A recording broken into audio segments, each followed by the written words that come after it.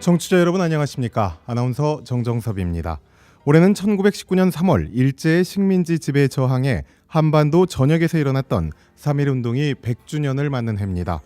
광주 CBS에선 이를 기념해 광주의 3.1운동을 재조명하는 특별 좌담회 광주 3.1운동에 빛이 된 기독교인을 마련했습니다. 지금부터 약 50분 동안 진행되고요. 세 분을 이 자리에 모셨습니다. 오늘 함께 하실 분들 한 분씩 소개해드리겠습니다. 먼저 박혜현 초당대학교 초빙 교수입니다. 예, 안녕하십니까. 반갑습니다. 계속해서 차종순 전 호남신학대학교 총장입니다. 반갑습니다. 네, 끝으로 최용수 광주기독병원 원장입니다. 예, 안녕하십니까. 반갑습니다. 네, 안녕하십니까. 그럼 지금부터 광주 3.1운동에 대해 자세히 이 세 분과 함께 이야기를 나눠보겠습니다. 먼저 광주 3.1운동이 일어나기 전에 광주는 어떤 모습이었는지 우리 초당대학교 박혜연 교수님께서 먼저 간략하게 설명해 주시고 다른 두 분의 이야기도 들어보겠습니다. 1919년 3월 1일 그 역사적인 3.1운동이 일어났는데 그 전에 그 광주 상황은 뭐 서울의 상황하고도 크게 차이가 없었습니다. 예를 들자면 그 1918년에 1차 세계대전이 끝난 뒤에 19년에 1월 달에 그 파리 강화회가 열리면서 거기에서 그 미국의 윌슨 대통령의 민족 자결주의가 이제 국내에 전해지면서 우리도 이때 뭔가를 한번 해야 되지 않느냐 하는 그런 이제 분위기가 형성됐었고, 또 하나는 또 마침 또 고종 황제가 또 그 돌아가시는데 그것도 독살당했다 그런 또 소문이 이제 돌면서 좀 민심이 상당히 흉흉한 상황이었는데, 더더욱 우리 광주 지역은 잘 아시겠지만은 동학농민 전쟁에서 어떤 그 중심지였고, 또 1909년에 크게 그 어떤 그 불탔던 그런 호남 그 의병, 이 호남 의병은 중심지였기 때문에 다른 지역보다도 이 식민 지배에 대한 어떤 그런 그 강한 반발이 일어나고 있었고, 한 말씀 더 드린다면은 1912년에 그 토지조사 사업이 시작되는데, 바로 토지조사 사업의 핵심은 그 지주들한테는 그 소유권을 보장해 준 것이지만 대다수 소장 농민들의 경작권을 빼앗아가는 겁니다. 기한부 소장농을 해가지고. 그렇기 때문에 더 그런 농민들이 식민 지배에 대한 불만이 가득 차 있는, 그래서 어느 지역보다도 그런 어떤 그 독립에 대한 열망 이런 것이 좀 팽배해 있는 그런 곳이었다, 이렇게 말씀드릴 수 있겠습니다. 예. 우리 차종순 총장님도. 뭐 다 우리 박 교수님께서 말씀하셔서 특별히 첨언해드릴 내용은 없습니다만은 1910년 그 일본이 이제 우리를 식민지화하고 일본으로부터 이민들이 한국에 많이 들어왔어요. 그러니까 1910년 후 11년의 보고서에 의하면 일본으로부터 이민이 10만 명이 들어왔다 그랬거든요. 예. 그러면 10만 명의 이민이 들어왔다는 것은 뭘 의미하겠습니까? 첫 번째로 그 10만 명이 살 수 있는 집이 필요했지 않겠습니까? 그러니까 자연히 주택 가격이 상승을 했습니다. 예. 두 번째로 이제 그분들이 이 농사를 많이 지었기 때문에 토지 가격이 또 상승을 했습니다. 그러면서 당시 일제는 이 지식인들에게 직업을 이렇게 공개했기 때문에 한국 사람들은 전통적인 한학을 공부했기 때문에 직업을 전부 다 잃게 되는 것입니다. 바로 이런 데서 쌓이는 그 불만들이 한 10여 년 동안 이제 쌓이는 거죠. 예.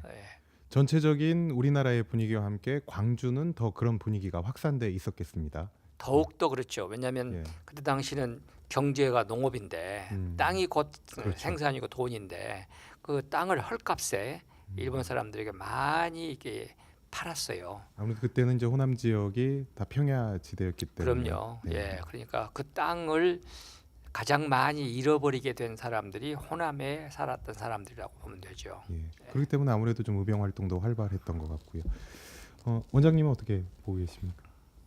뭐 다른 관점은 제가 드리기는 그렇고, 그 당시 이제 의료적인 상황에 있어서는 그 일본 조선 총독부에서 이쪽 그 방금 여러 가지 이렇게 불만을 누그러뜨리기 위한 하나의 방안 중에 하나로 자해의원 도립이 지금은 이 전라남도로 가는 자해의원을 운영하는 시스템이 있었고 그의 민영 의료 기관으로서는 이 광주 제중원이 이제 유일했다고 할 수 있겠습니다. 예. 그래서 그때 광주 제중원에서는 이제 일순 원장님께서 이 지역의 가장 낮은 자인 나환자 사역을 주로 많이 하고 계셨던 시기입니다. 예. 제가 거기에 좀 보탤게요. 당시 일본은 자해의원을 이제 개설했는데 일본인 정규 의사 자격을 가진 의사가 4명, 간호사 또 그 외에 병원 직원에서 29명이 광주에 있었어요. 예. 그런데 기독병원은 윌슨 의사 한 사람에 그다음에 나중에 간호 보조 역할을 하는 우리 조수들 5명 이 사람들을 데리고 진료를 했는데 1910년 11년 쪽에 가면은요. 이 자해의원에서 자해의원이었어요. 자해의원에서 진료받은 사람이 한 10,000여 명인데 기독병원에서도 한 12,000명이 진료를 받았어요. 그러니까 자해원은 일본 정부에서 당시 식민지 정부가 예. 공식적으로 우리 한국 사람들에게 베푸는 의료 혜택이었는데 음. 그 많은 시설과 인력을 가지고도 광주 기독병원에서 베푸는 그 그렇죠. 의료 시설에 비슷했다는 것이죠. 기독병원은 예전에 제중원을 광주 제중원을 말하는 것이죠. 그렇죠. 예. 예. 이런 상황 가운데 일본에서 28 독립선언이 있었고요. 이를 계기로 서울에서 3.1 만세 운동이 일어납니다. 올해가 그 100주년이 됐고요. 그 물결이 3월 10일 1일에 이어서 3월 10일 광주 만세 운동까지 이어지게 되는데 그 과정도 매우 궁금합니다. 이 과정은 차종순 전 총장님께서 좀 간략하게 설명해 주시겠습니까? 그 28 독립선언을 이제 우리가 잘 알고 있는 일본에 있는 주로 유학생들 이런 분들이 이제 주동이 돼서 이제 일으켰는데 그때에 우리 광주 사람으로 거기에 참여했던 사람이 국기열 씨였습니다. 국기열 씨는 이제 담양 출신이었죠. 그리고 또 거기에 한 사람이 여자분이 있었는데 그 사람이 우리 김필례 씨의 조카이죠. 김마리아. 김마리아 씨는 1910년에서 13년까지 수피아 여고 선생을 했습니다. 예. 그래서 이제 김마리아 씨가 공부를 하고 독립선언서를 28 독립선언을 가지고 광주에 옵니다. 광주에 와가지고 자기 그 형부인 형부가 아니죠 이모부죠. 아니 고모부죠. 고모가 김필례니까 고모부이고 한 그 병원 그 지하라고 사람들은 알려져 있는데 그때까지는 아직 개업을 안 했기 때문에 그 도움을 받아서 그 등사기로 28 독립선언서를 다량을 만들었습니다. 그래가지고 그걸 가지고 김마리아가 서울에 올라가가지고 그걸 전달했다 하는 그런 기록이 있거든요. 예. 그러니까 그 28 독립선언서를 등사기로 인쇄할 수 있는 장소가 어디였겠느냐? 당시 광주 제중원이었을 것이다. 이렇게 생각을 하는 것입니다. 예. 그러니까 말씀만 들어도 지금 이 3.1 운동이 일어나기까지 광주의 병원과 그러니까 제중원과 광주의 학교가 주된 역할을 했다라는 게 벌써 나타나고 있네요. 그러죠. 그리고 예. 이제 나중에 이제 그 무드렵에 서울에 있던 서울 이제 우리가 기독신보라는 그 신문이 네. 1915년에 발간이 됐는데 그 신문의 발행 책임자가 김필수 목사였습니다. 예. 김필수 목사님은 김필수 목사님은 전라북도 이 전주에 있는 서문교회에서 장로 안수를 받았고 그리고 나중에 이제 목사 안수를 받고 그리고 군산에 있는 구암리교회 목사님도 하시고 예. 그러다가 15년에 조선예수교 장로교회에서 기독신보를 만들 때 책임 편집장으로 이제 발탁이 돼서 서울에 갔어요. 예. 그러니까 우리 광주에 있는 최흥종 목사님을 비롯한 이 기독교 지도자들과 아주 깊은 사이죠. 예. 그래서 김필수 목사가 광주에 오셔가지고 기미 3.1 독립만세 선언서를 주면서 광주에서도 이걸 가지고 독립운동을 해달라라고 부탁을 했죠. 예. 예, 그래서 최흥종 목사님, 그다음에 그 당시에 김강 숭일학교 선생이 계셨어요. 김강 선생. 예. 그다음에 김철 선생 이런 분들이 이제 주동이 주도. 돼서 근데 네. 그분들이 거의 다 복문안교회 교인들이었죠. 네, 그러니까 광주의 복문안교회 예. 처음 시작이 복문안교회에서 예. 시작됐다. 그러니까 오방 최영종 목사님 참고로 여러분도 다 아시겠지만 광주 YMCA를 창립하신 이에 관련해서 좀 추가해 주실 말씀. 예, 제가 좀 덧붙이겠습니다. 방금 총장님께서 자세하게 말씀해 주셨는데 네. 좀 덧붙이자면은 지금 일본에서 2월 8일 날 그 유학생들이 독립선언서를 이제 낭독했고 그래 크게 이제 어떻게 보면 독립의지를 온 세계에 알렸는데 그렇죠. 일본에서 예, 많이 일본에서. 했으니까요. 그 선언서 낭독하고 우리 이제 박수 치고 해산 막 하려고 하는데 이제 일본 경찰들이 그때 알고 이제 그 들어오게 됩니다. 그래가지고 수십 명을 이제 체포해서 이제 이렇게 나가는데 거기서 이제 뿔뿔이 이제 그 유물을 국내로 갖고 가자. 그래가지고 국내로 이제 자기 고향으로 유물을 갖고 들어오는데 그 중에 이제 한 분이 방금 총장님 말씀하신 그 김마리아 선생이 있고 그렇군요. 또 다른 분이 이제 우리가 지금 많이 알고 있는 정광호 선생입니다. 네. 정광호는 이쪽 광주가 고향인데 이제 일본에 유학 가서 거기서 이제 그 28 독립 선언에 깊이 이제 개입했는데 예. 그 정광호 선생이 유물을 가지고 와서 이제 이것을 우리 광주 쪽에서 한번 하자 그래가지고 이제 장성 쪽에서 또 유물을 이렇게 28 독립 선언서를 이렇게 몰래 인쇄합니다. 예. 그럼 광주와 호남 지역에서도 아주 주도적인 역할을 예. 했네요. 예. 예. 이제 한 말씀 더 드리자면 네. 이제 그래가지고 그 준비 이제 하다가 이제 이것이 이제 다시 서울에서 이제 또 같이 3.1절로 그 독립선언서로 이어지는데 이 과정에서 방금 총장님 말씀하신 김철 선생이 있어요. 예. 김복현인데 본명은 김복현입니다. 김복현 선생님. 예, 나주 분인데 방금 그 우리 이 북문학교의 신도였는데 이분이 제가 볼 때는 광주 그 3월 12일 시위에 아주 핵심적인 역할을 하고 그렇군요. 있습니다. 예, 네. 김복현. 그래서 김복현 선생님. 그 김복현과 우리 북문학교의 신도들 그리고 제중원의 직원들 이런 분들이 이 광주 시위를 그 이끌었다 이렇게 생각하시면 되겠습니다. 예. 광주에서 많은 분들이 활동했는데 방금 이제 최영종 교수님 잠깐 얘기가 나왔었는데 이제 광주 만세 운동을 이끌었던 분들에 대해서 우리가 그 인물을 좀 살펴볼 필요가 있을 것 같습니다. 먼저 가장 잘 알려져 있죠. 이 최흥종 목사님에 대해서 이야기를 좀 나눠 보겠습니다. 우리 최용수 원장님께서 말씀을 좀 해주시겠어요? 예, 최홍종 목사님은 뭐 우리 총장님이나 우리 교수님도 이제 잘 아시겠지만은 그때 당시 이제 제중원에서 일순 원장님의 이제 조수로서의 큰 역할도 했고 예.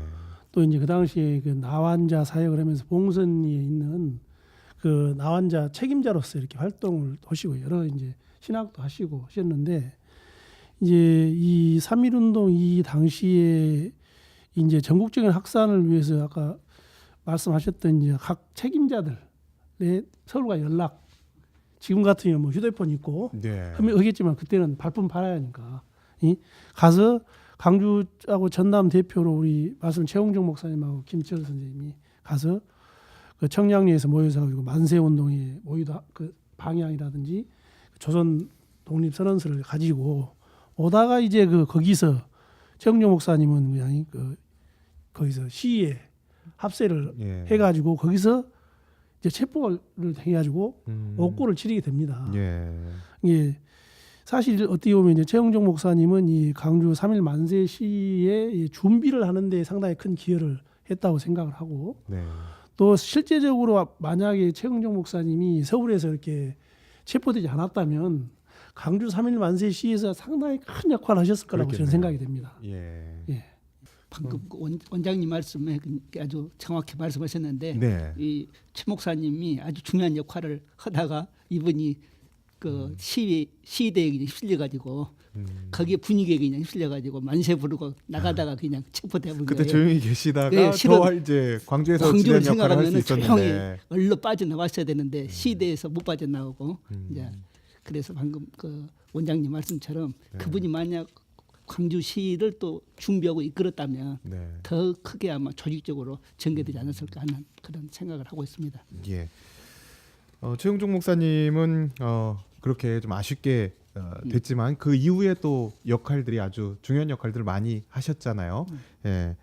그리고 당시에 지금 기독병원 재중원의 황상우 선생님도 아주 큰 역할을 하셨다고 들었습니다. 네, 맞습니다. 이제 당시 이제 그 3월 10일 날 만세 시위에 있어서는 그 우리 말씀하셨지만은 이 삼각편대라고 생각이 돼요. 삼각편대. 삼각이지만 지금 현재 이제 북문안 교회에 가지고 있는 교인들 네. 그리고 이제 이 수피아 예.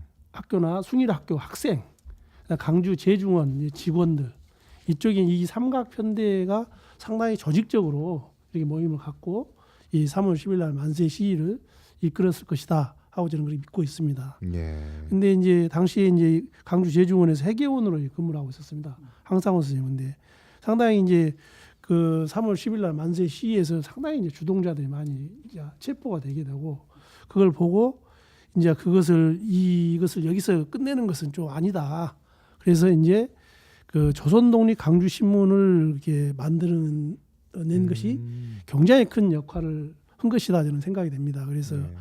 이때 이제 본인 황상호 선생님 말고도 그다음에 홍덕주 선생, 장호조 선생님이 이렇게 함께해서 조선독립 강주 신문을 만들어서 이 다시 이 그 강주 시위를 예. 연장해 가기 위해서 큰 역할을 했고 이것이 이제 그때 당시 사실 이게 조선독립 강주 신문을 만드는 게 간단한 것 같지만은 어렵죠 그 당시에. 어렵기도 예. 하지만은 실제적으로 그때 당시에 형을 보니까 보안법보다 출판법이 훨씬 내용이 크더라고요. 네.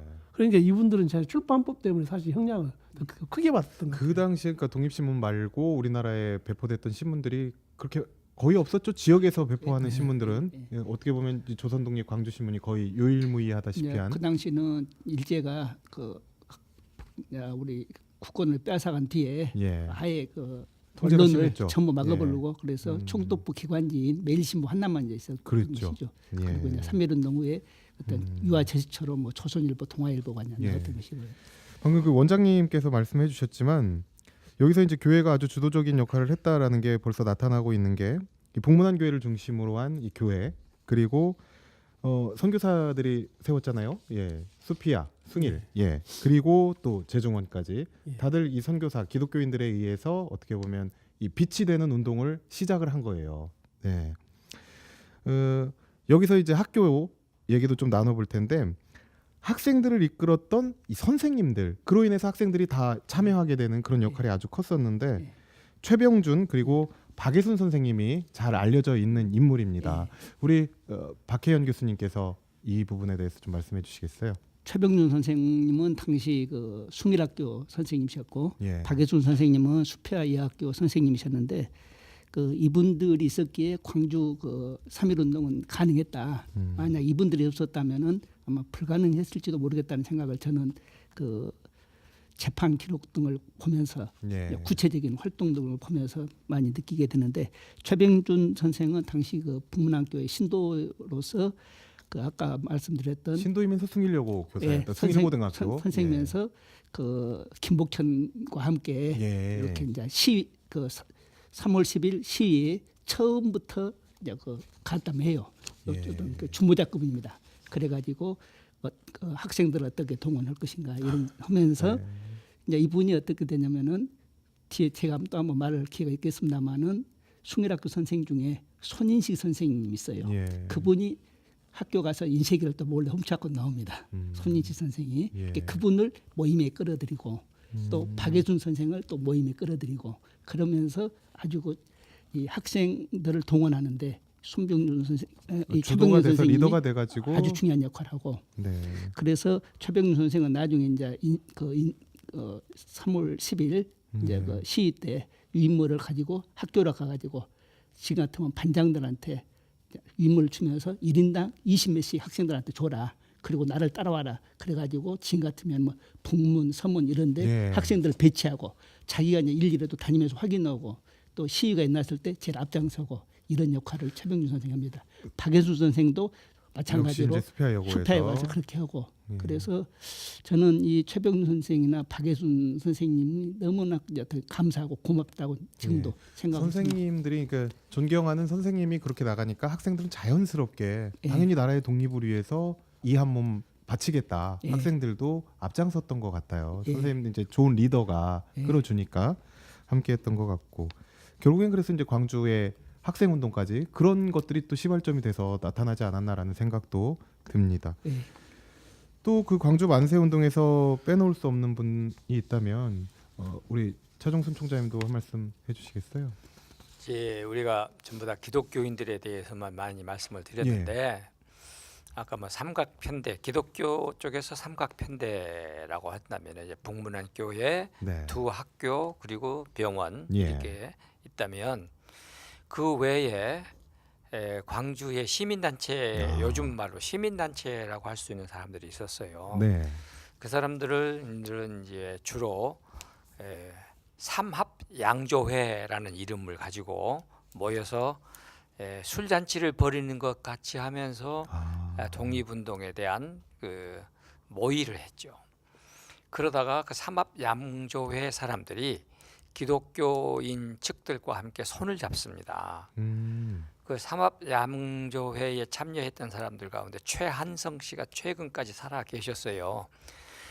그러다가 이제 방림동에서 돌아가셨는데 그 최한성 씨의 형님이 최남립이라는 분이었습니다. 최남립 씨는 당시 영암 군수였습니다. 아주 공부를 잘해서 일본 요즘으로 말하면 행정학교를 나와가지고 일본 행정학교. 영암 군수로 발령받아서 있었는데 동생이 만세운동을 하는 동에 그 자리에서 밀려나게 되죠. 예. 그 최남립 씨와 그 사람들, 그 같이 했던 그 삼합양조의 사람들 가운데 상당수가 북문박교회, 서현교회 쪽으로 흘러 들어왔죠.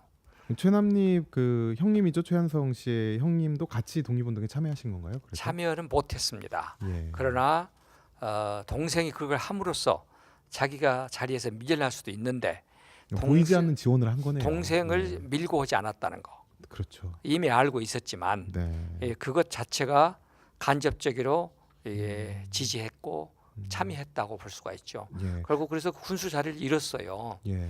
나중에 이제 최남립 씨는 목포에서 이제 광주로 온 김영진 장로의 딸 김세라 씨하고 결혼을 하고 서현교회 중앙교회 교인으로 남습니다. 그렇군요. 예, 그래서 우리 광주 기독교 신앙 발전에 크게 기여했던 사람들입니다. 예. 네, 광주 3.1운동의 주역들에 대해 이야기를 나누고 있습니다. 제중원과 승일 수피아 기독학교 그리고 교회라는 세 축, 북문안 교회를 중심으로 한 교회라는 세 축이 벌써 눈과 귀에 들어옵니다. 그 각각의 역할 지금 뭐 이야기를 조금씩 나누고 있는데 간략하게 정리를 해보면 좋을 것 같아요. 세 분 계시니까 먼저 제중원의 역할 정리해 볼까요, 원장님? 제중원의 역할에 대해서는 이제 물론 이제 최영종 목사님이나 이런 먼저 3.1운동 만세 시위를 준비하는 단계에서 역할을 제하고라도 이제 강주 이제 3.1 만세 시위에 이제 전체적으로 직원들이 참여를 했다는 거죠. 네. 그에 대한 반증이 뭐냐면 우리 그 차총장님도 말씀하셨지만은 당시에 강주 제중의 직원 규모가 어느 정도였을까 해가지고 그때 일순 원장님의 선교 보고서를 보니까 이제 하루 예대 진료가 약 한 30분 정도 되고 또 수술 한 건 정도를 하시고 그 이제 입원 환자는 그때 그 당시에 한 3층 이렇게 병동이 있었기 때문에 예. 입원 환자 상당히 있었을 것 같아요. 그리고 네. 사진이나 그런 걸 봤을 때 저희들이 한 20여 분으로 추정을 하고 있습니다. 전체 직원을. 아. 예. 근데 이 중에서 8분이 이제 사실 이 시위와 관련된 옥고를 치렀어요. 20명 중 직원 20명 중에 이제 그러니까 그렇죠. 이제 선교사님 빼고 하면은 이 8분이 옥고를 치렀다는 것은 이제 우리가 사실 시위한다고 해서 다 잡히는 건 아니잖아요. 그렇죠. 다 하신 거죠, 뭐 다 제중원에서. 잡히는 거 아니잖아요. 그러니까 이게 8분이 옥고를 쳤다는 거의 모든 직원들이 다 이렇게 참여를 했다 네. 하는 생각 그런 얘기를 말씀드릴 수 있고 두 번째는 이제 또 할 수 있는 것은 가장 강주 제중원의 역할 중에 큰 게 조선독립 강주 신문을 발행을 했다는 겁니다. 제중원에서. 제중원에서 네. 조선독립 강주 신문을 발행했다는 것은 우리가 우리가 요새 시를 한다 그러면 유인물을 이렇게 나눠줘야 하잖아요. 시라는 그럼요. 그 취지가 무엇이냐? 예. 유인물을 나눠줘야 해요. 근데 그 유인물을 지금 현재 만든 겁니다. 쉽게 하면 시에서 유인물을 만든 거예요. 그게 조선 독립 강주 신문입니다. 예. 그걸 만들어서 이것을 했다. 그런 것은 엄밀히 말하면 어느 정도의 그 시의 어느 정도 방향을 끌 수 있는 잡아줄 수 있는. 헤드쿼터하고 연관이 돼 있었기 때문에 네. 그 신문을 만들 수 있었다는 겁니다. 예. 그냥 개인 혼자 생각을 가지고 쓴다는 것은 문제가 있지 않습니까? 그렇죠. 그래서 그게 가장 또 큰 의의가 있고 또 이제 세 번째는 이제 그 당시에 저희들이 이제 병원이기 때문에 그때 자해원이 있고 재중원이 있었지만은 그 시위를 하는 상황 내에서 그냥 일경들이 그냥 그렇게 그냥 그 친절하게 좀 해산했을 것 같지는 않고 무자비하게 이렇게 했을 텐데 그때 당시에 많은 이쪽 지역 시민들은 어디에서 치료의 역할 몫을 담당했을까 저희들이 생각을 해봤어요. 그러면 그 치료를 자해의원에서 그냥 치료해줘야겠다 그런 마음을 먹었을까? 만무하죠. 예? 예. 아니면 그 당시에 뭐 상황에 맞춰서 뭐 이 잘못했다고 구술을 했을까?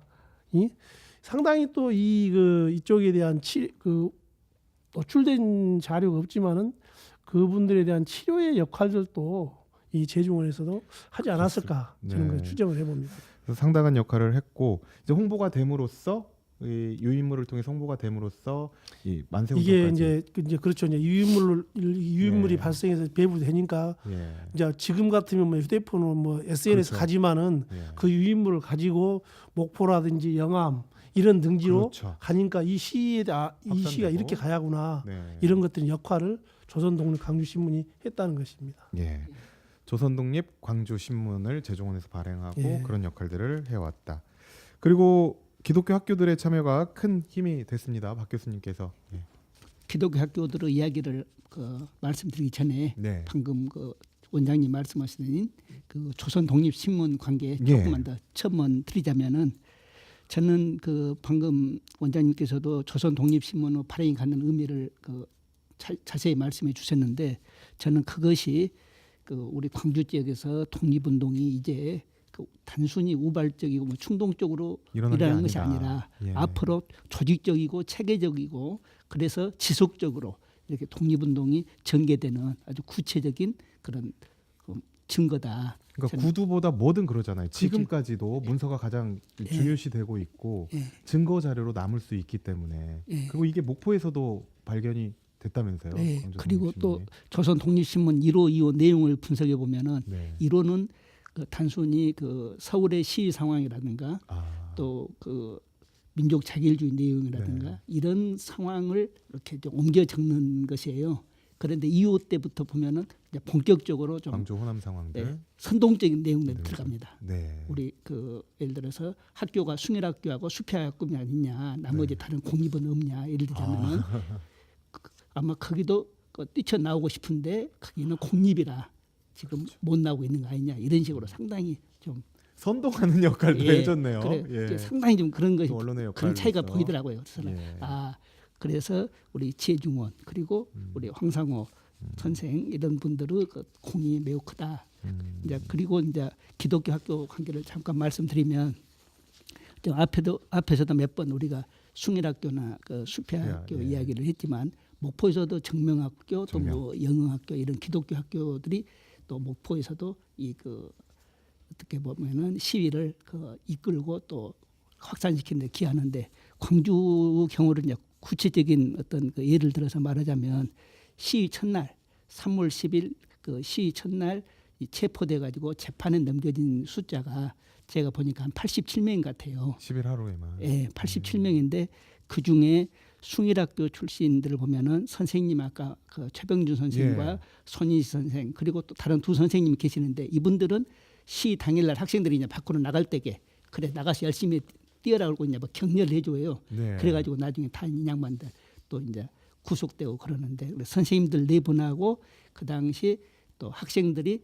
25명 정도가 전부 이제 툭 됩니다. 그래서 징역형을 선고받고 그다음 수표학교에서는 박예순 선생님과 역시 두 분이 다 들어갔네요. 그러니까. 예, 숭일학교는 네 분이 이제 들어간 거예요. 네. 주동했던 두 분 그리고 단순 가담했던 네. 그러니까 학생들을 막 격려하고. 예. 네. 오히려 그냥 부추겼던 선생님들. 그 다음에 수표여고에서는 수표학교에서는 그 박예준 선생님하고 이제 다른 선생님 2분하고 학생들 21명이 이제 또 전부 또 재판에 넘겨지고 막 그럽니다. 예. 그러니까 87명 가운데 50명이 넘는 숫자가 두 학교에서 나왔다. 그거 전부 그렇네요. 재판에 넘겨지고 네. 이만큼 이 광주 지역에서 이 두 학교의 역할이 컸다. 저는 네. 이것으로 그냥 모든 것을 증명해 준다 이렇게 말씀 좀 드리겠습니다. 네. 학교 숭일과 수피아 그리고 재중원의 역할에 대해서 들어봤습니다. 또 여기에 하나 더불어서 삼각편대라고 말씀드렸는데 특히 교회를 통해 전파된 이 그리스도 예수 그리스도의 정신이 사람들의 힘을 모아서 폭발시킬 수 있었던 것 아닐까라는 생각이 드는데 이 부분은 우리 차종순 총장님께서 정리해 주십시오. 그 학생과 선생님들 사이에 그 우리가 잘 알고 있는 숭일학교 학생 송광춘이라는 사람은 옥살이 하는 도중에 순교를 당했어요. 예. 그래서 송광춘은 옥에서 옥사했고, 그다음에 이제 수피아 여고 학생 중에 윤형숙 여수 출신 학생이 있었는데, 지금 여러분들이 저기 천안에 있는 독립기념관에 가면 팔 잘린 그 사진이 앞에 크게 걸려 있을 겁니다. 예. 바로 그 사람이 윤형숙 씨예요. 그렇군요. 그래서 윤형숙 씨는 나중에 이제 형을 살고 전도사가 됐습니다. 그래가지고 우리가 흔히 외파리 여전도사 그렇게 했는데, 나중에 1950년 9월 28일 손양원 목사님하고 나란히 그 한 10명의 줄에 묶여서 여수에서 순교를 당합니다. 윤형숙 씨는 여수 지방의 여자 전도사로 활동을 했습니다. 그 후손들이 지금도 이제 윤형숙 전도사님의 삶을 기리기 위해서 활동을 열심히 하고 있어요. 그리고 이제 박예순 선생님은 목포 정명여고 출신인데 목포에 계실 때부터도 그 의지력이 아주 뛰어난 사람이었어요. 그래서 우리 독립유공자 명단에도 올라가 있고 독립여성예고 아주 그 위대한 인물이었고, 나중에 이 최병준 선생과 그 외에 몇 분 선생님이 계셨는데요. 그 중에 몇 사람은 조선의열단 활동도 했습니다. 그래가지고 검찰들이 막 달라들어가지고 습격해서 학생들을 잡아가고 그런 그 뒷이야기도 많이 있습니다. 예. 그런데 이 교회는 그럼 어쩌느냐? 당시 양립교회 교인 북문박 교회 교인 수가 기록에 의하면은 최소한 출석만 400명이에요. 예. 당시에는 가장 큰 그럼요. 전국에서도 대한민국에서 교회가 설립되고 5년 안에 600명 모인 교회는 평양의 장대현 교회고 광주 북문 그때는 이제 북문박이죠. 북문박 나중에 그 교회밖에 없습니다. 예. 그렇게 많은 숫자가 모였거든요. 그런데 이 교인들 중에 지금 우리가 언급하지 않은 김철 선생도 물론 양립 그 북문박교 교인이었고, 김강 선생, 그다음에 고려위 선생, 다 교인들, 그리고 그때에 이제 우리가 알고 있는 홍우종 선생, 그 홍우종 선생의 딸은 홍승혜인데, 홍승혜 씨는 그 수피아 학생으로서 이제 붙들려 가가지고 엄청나게 이제 고문을 받았죠. 나중에 배영학교 선생도 하고 전도사님도 하셨는데, 이런 분들, 그다음에 저는 이렇게 봅니다.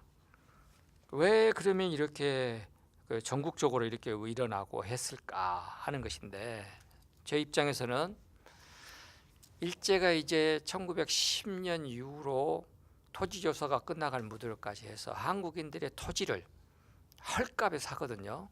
그러니까 요즘 말로 한다면은 평당 5만 원을 팔았어요. 근데 일제가 사가지고 그것을 토지 구역 정리를 하면 그게 50만 원이 되는 것입니다.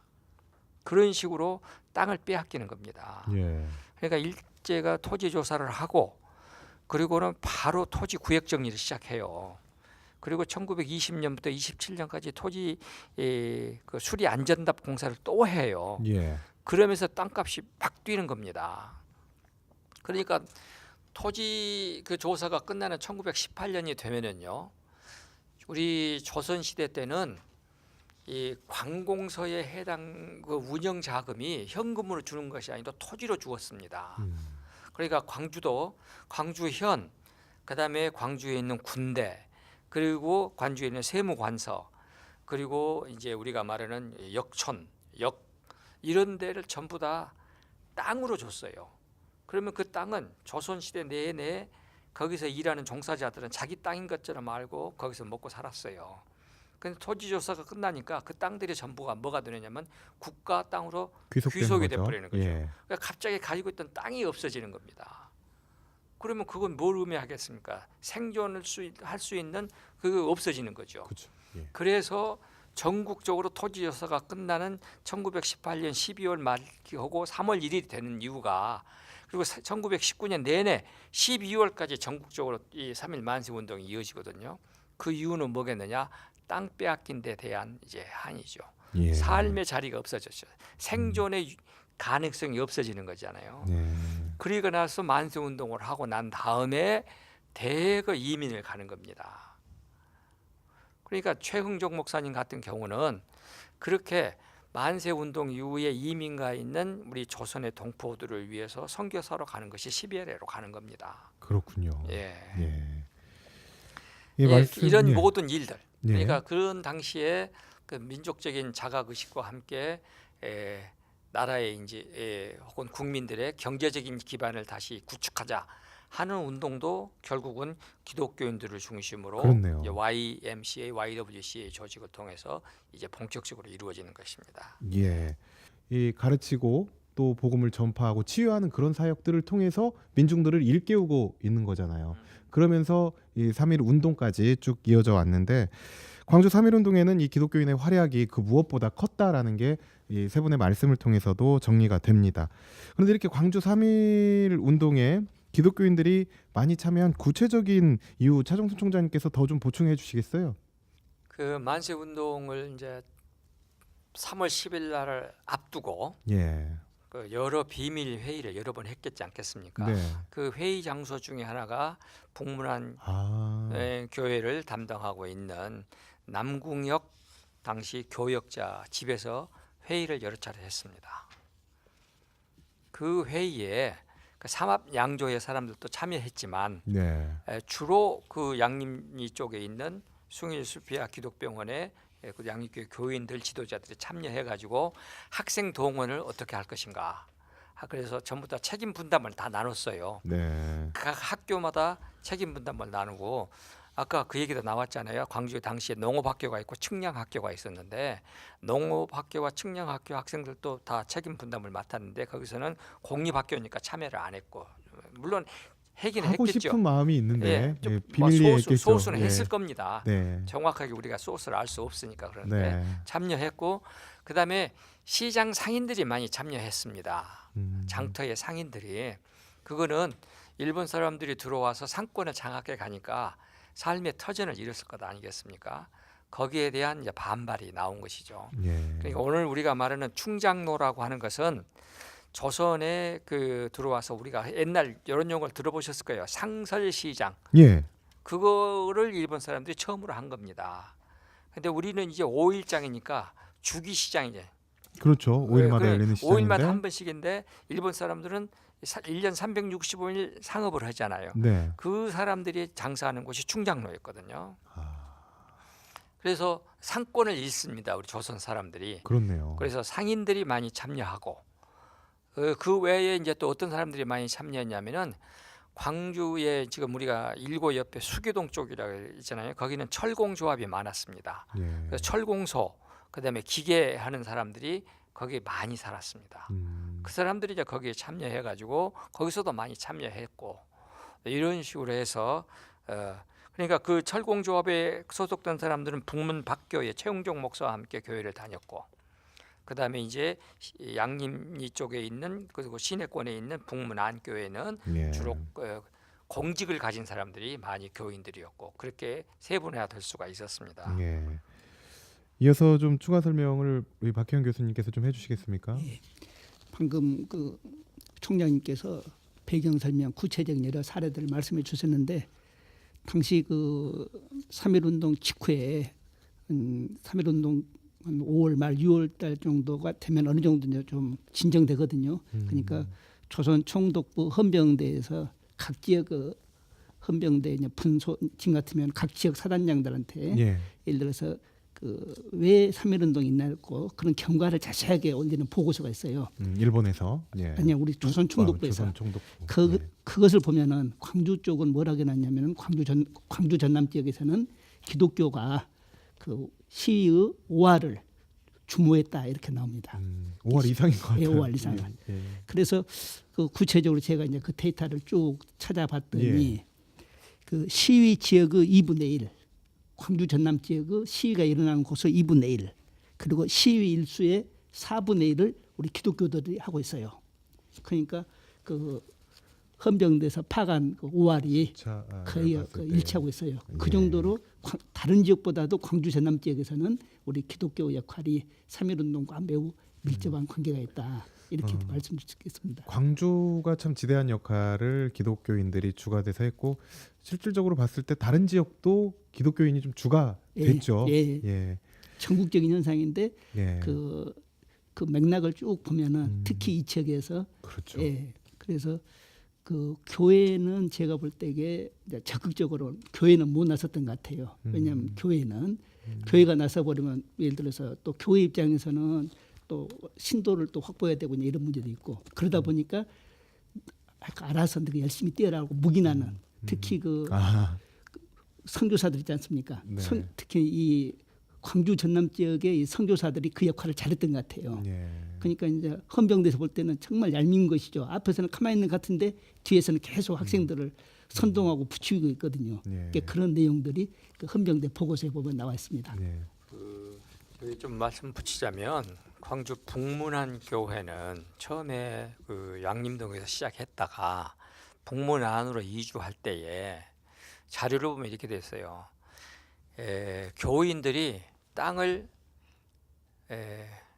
얻어서 혹은 구해서 영어로는 secure 말사 단어를 썼어요. 그런데 그 땅이 뭐였냐면 90군데 훈련터였거든요. 그런데 그 땅은 정부 땅이기 때문에 그 땅을 정식으로 이제 등기를 개인 소유화를 하지 못했어요. 예. 그러니까 3.1 만세 운동을 이제 그 북문안 교회 교인들이 주도를 하니까 일제가 그 토지를 환수해 버립니다. 환수해 버리니까 그 토지에서 쫓겨나죠. 쫓겨난 그 북문안 교회 교인들이 양림에 있는 5원 기념각에서 예배를 드리게 됩니다. 예. 그러면서 그 쫓겨난 그 북문안에 있는 그 예배당 터를 에 있는 건물을 그대로 다 헐어옵니다. 그래가지고 예배당 터를 남문 밖으로 이전해서 짓습니다. 그래서 그게 이제 북문 밖. 그래서 남문 북문안 교회가 남문 밖 교회로 이제 이름이 바뀌는 겁니다. 예. 그러니까 그리고 나서 이제 교회는 어떤 이제 정리를 하냐 그러면은 교회가 소유하고 있는 모든 토지를 혹은 재산을 법인으로 만들어서 법인 등기를 하라고 전국적으로 그것이 이제 우리 총회가 지시를 내립니다. 그러니까 광주에 있었던 그것이 선례가 되기는 했겠지만 전국적으로 그런 사례가 한두 건이 아니고 여러 군데에서도 있었던 그러니까 것을 알 수가 있습니다. 총회가 일본 총독부로 조선 총독부로부터 압력을 받은 거고 예. 그렇기 때문에 광주도 어쩔 수 없이 표면적으로는 좀 나설 수 없었지만 결국에 주도적인 역할을 했던 분들은 교회 성도들이지 않았나 하는 그렇습니다. 생각이 그래서 교회까지 빼앗겼어요. 그러니까 이제 좀 추가해드리면 저는 이제 결국에 3.1 광주에 이제 3.1 만세 시위가 있는 이후에 이제 탄압을 받게 되는 하나 예지 않습니까? 지금 예. 교회가 지금 북문안 교회에서 지금 현재 이걸 명료치 않은데 뭔가 지금 현재 이 얘기가 관련이 있기 때문에 사실 북문안 교회가 몰수를 당하고 교회가 탄압 받은 거네요. 결국에는. 교회를 지금 잃게 예. 되는 겁니다. 자기 예. 교회를 우리가 지금 교회에 출석하고 있다면 교회를 지켜야 하냐, 하나님 말씀을 따라야 하냐. 이런 이제 갈등 속에 있는 거랑 그 토지를 겁니다. 잃었음에도 불구하고 우리 성도들은 그에 굴하지 않은 거라는 생각이 예. 확실히 듭니다. 그렇죠. 예. 추가적으로 한 가지 더 얘기드리면 제중원도 마찬가지였어요. 예. 광주 제중원도 이제 우리 그 당시에 이제 선교사님들이 상당히 그 상당히 처신을 잘하셨는데 제중원도 보면 이제 1919년도에 이쪽 지역에 사립병원 규칙을 또 조선총독부에서 공포를 하게 됩니다. 예. 그게 뭔 말이냐면 이제 물론 이게 이제 필요할 수도 있는데 이 법이 뭐냐면 병상이 10개 이상인 병상은 이 독립된 격리병상 설치를 의무한다. 뭐 최근에 우리 메르스 있어가지고 막 예. 음압병도 오듯이 그 당시 그런 식으로 이것을 의무화해버린 거예요. 그러니까 이 성교병원의 큰 재정적 부담을 갖게 되는 그러니까요. 요인이 됩니다. 네. 그래서 이제 이런 독립운동을 하는 네. 데는 당연하게 탄압이 들어가는 거네요. 네, 당연하게 이게 네. 조선 총독부에서 그걸 만들어서 네. 제중원도 이렇게 이제 재정적 부담도 주고 교회도 몰수도 당하고 네. 이런 권리 포기를 당하게 되는 겁니다. 한 말씀만 짧게 드릴게요. 예. 그래서 헌병대 보고서를 보면은 광주 전남 지역 보고서 내용입니다. 기독교를 보는 일반인들의 시각이 3.1운동 이후에 그 아주 존경하는 눈으로 그렇네요. 왜 기독교들이 앞장섰기 때문에 네. 예, 그러니까 그 헌병대들 볼 때는 얄미울 정도로 기독교인들이 목에다 힘을 주고 다녔다 이런 표현이 있습니다. 네. 짧게 이야기를 나누도록 하겠습니다. 그러면 광주 3.1운동의 특징과 의의, 뭐 지금 했던 얘기가 네. 특징과 의의가 아닐까 싶은데 뭐라고 이야기할 수 있을까요? 박혜영 교수님께서 좀 짧게 정리해 예, 주시죠. 제가 짧게 말씀드리면 그동안 교과서에서는 서울에서 3.1운동이 이렇게 뭐 지방의 대도시 또 소도시 이렇게 농촌은 내려갔다고 이야기하는데 제가 볼 때는 광주 3.1운동은 아까 말씀드렸지만은 3.1운동이 있기 전에 이미 시작했어요. 시작이 네. 되고 있었거든요. 그래서 네. 자체적인 어떤 원동력에 의해서 일어났다. 이것이 이제 큰 특징이고 두 번째는 방금 우리가 여러 번 이야기했지만은 기독교도와 또 학생들이 중심에 있었다. 그 예. 학생들이 이제 결국은 광주 학생운동으로 이어졌다. 그런 점에서 의의가 있고 마지막으로 이 광주 시위가 다른 전남 지역으로 이렇게 전파되는 그런 중심지 역할을 했다는 점에서 의의가 있다. 저는 이렇게 말씀하고 싶습니다. 총장님 또 한 말씀 해주실 말씀이 있는 것 같아요. 결국은 이 광주 3.1 만세 운동 이후에 광주는 이제 YMCA, YWCA가 이제 기독교를 중심으로 이제 조직이 되면서 소위 우리가 말하는 시민 사회 운동이라는 것이 이제 출발하게 되죠. 그러니까 시민 운동 그리고 일제에 맞설 수 있는 시민 그 권익 행사 활동 예. 그러면서 일제가 이제 한국 사람들을 굉장히 탄압하게 되는데 거기에 맞서서 이제 마약 퇴치, 공장제도 반대, 술 담배 반대 하면서 시민 사회 운동이라는 것을 출발하게 되는 계기가 되는 거죠. 예. 기독인들로 하여금 이 바른 사회 건설하기 운동이 시작된 거네요. 하나 더 있습니다. 그게 네. 또 뭐였냐면은 우리가 시민들의 힘으로 학교를 건설하게 됩니다. 예. 그래서 기독교 사립학교 기성유예라는 걸 만들어요. 그것이 오늘날의 광주 1고가 되고 그렇군요. 광주 여고가 되는 것입니다. 네.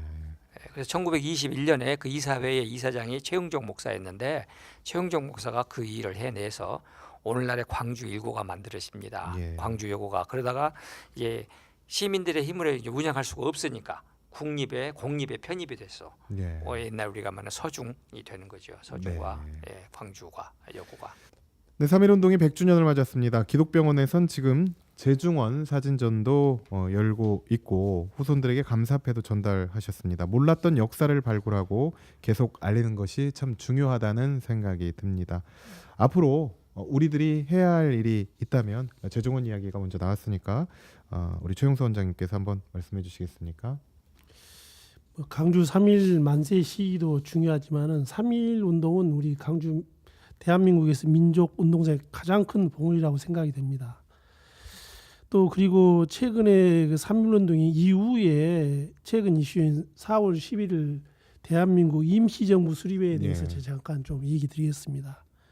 왜냐하면 1919년도에 3.1 운동이 있었는데 당시 상황을 보면 10년 전까지 우리 정식적으로는 대한제국이었거든요. 예. 그러면 이 국민의 주권이 제왕에 있는 겁니다. 그런데 이 3.1 운동 이후에 임시정부가 수립이 되면서 대한민국이 된 거예요.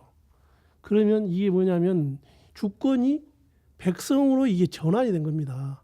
제국에서 민국으로. 예. 제국에서 민국으로 전환했다는 대단히 큰 이건 전환점이라고 생각이 됩니다.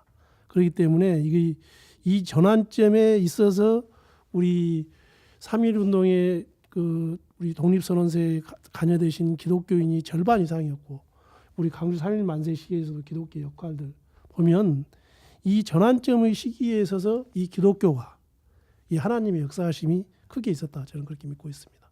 예. 마지막 답변을 우리 원장님께서 해주신 것 같고요. 이야기를 나누다 보니까 마칠 시간이 된 것 같습니다. 우리 박효연 교수님, 네, 우리 총장님도 한 말씀 해주십시오. 저는 그 이번 그 3.1운동 100주년은 정말 뜻깊다고 생각합니다. 왜냐하면 3.1운동 200주년은 그 당시 이제 역사 속으로 들어가기 때문에 더 이상 없을 것 같아요. 그럼에도 불구하고 아직 우리는 3.1운동 이야기만 하지 자료 정리가 많이 안 됐습니다. 맞습니다. 특히 방금 우리가 계속 이야기했지만은 광주 전남 3.1운동의 이야기는 교회를 빼면은 이야기가 안 됩니다. 예. 지금 정립이 조금씩 되고 있죠. 예, 그래서 교회 차원에서 좀 더 각 교회별로 네. 그 3.1운동 역사를 정리하고 또 저희 같은 역사학자들하고 같이 좀 정리하는 그 사업이 본격적으로 이루어지는 그런 계기가 됐으면 하는 생각을 갖고 있습니다. 예. 어떻게 독립이 됐는지 그 광주의 역할 또 기독인의 역할도 상당히 컸었는데 그런 부분들을 정립하고 우리가 배워 나가야 될 것 같고요. 예. 총장님께서 마지막으로 정리해 주십시오.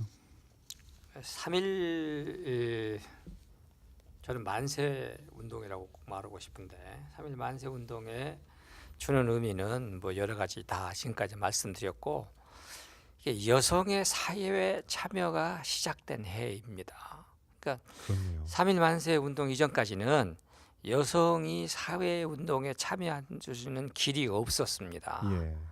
근데 이때에 그 독립 만세 그 문서를 나르고 숨기고 운반하고 연락을 하고 하면서 여성의 사회 진출의 길이 열린 해가 3.1 만세 운동의 기점입니다. 예. 그러니까 그거에 대한 조명이 계속 있어야 될 그럴 것이고요. 것 같습니다. 그 다음에 그때로부터서 이제 시민 사회 운동이라는 것이 이제 성립이 되는 것입니다. 그 전까지는 전부 다 국가 주도의 일만 했는데 이제는 시민들이 나서서 조직을 하면 이런 큰 일도 해낼 수 있다. 그러니까. 해서 이 시민 사회 운동이 출발하는 해가 3.1 만세 운동입니다. 인권 운동이 그때부터 시작됐다고 해도 그렇습니다. 과언이 아니겠습니다. 바로 그렇게 볼 수 있는 것입니다. 네.